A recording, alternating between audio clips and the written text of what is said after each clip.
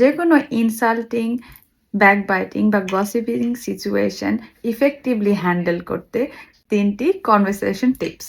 Number 1, প্রথমেই কেউ যদি আপনাকে ইনসাল্টিং ওয়েতে কথা বলে, রুডলি কথা বলে, তখন ইনস্ট্যান্টলি রাগ না করে, রুডলি রেসপন্ড না করে আপনি সামনের মানুষটিকে জিজ্ঞেস করুন, what kind of respond are you wanting বা নিডিং ফ্রম দিস। মিনিং যে আপনি আপনার কথার মাধ্যমে আমার কাছ থেকে কোন ধরনের রেসপন্ড চাচ্ছেন বা প্রয়োজন আপনার। এরকম রেসপন্স পেয়ে সেই মানুষটি একটু ব্যাক অফ করবে এবং আরও নেগেটিভলি ইনসাল্টিং ওয়েতে কথা বলার আগে 2বার চিন্তা করবে। এবং এর সাথে আপনি অ্যাড করবেন, আর ইউ ওকে? ওনাকে জিজ্ঞেস করুন if he or she is okay.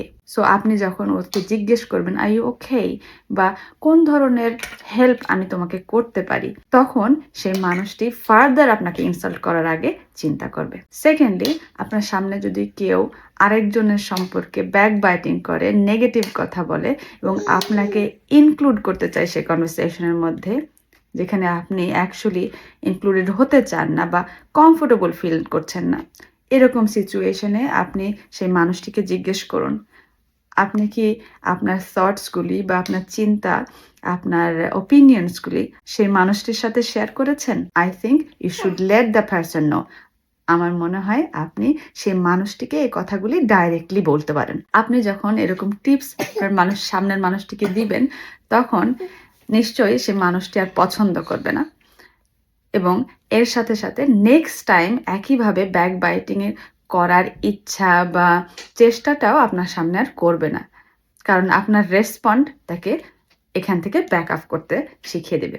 Lastly, আপনাকে যদি কেউ এমন কোনো কাজ করতে প্রেশার করে যেটা আপনি অ্যাকচুয়ালি করতে চাচ্ছেন না বা বারবার না বলে টায়ার্ড হয়ে গিয়েছেন, স্ট্রেট আপনি সেই মানুষটিকে বলুন যে এই মুহূর্তে এই কাজটি করার জন্য আমি ইন্টারনালি কোনো প্রেশার ফিল করছি না, আমি এই কাজটা আসলে করতে চাচ্ছি না এই মুহূর্তে। আপনি যখন ডাইরেক্টলি ওনাকে না বলবেন, কোনো এক্সকিউজ দেওয়া ছাড়াই না বলবেন, তখন সে মানুষটি বুঝবে you actually can say no when you need two.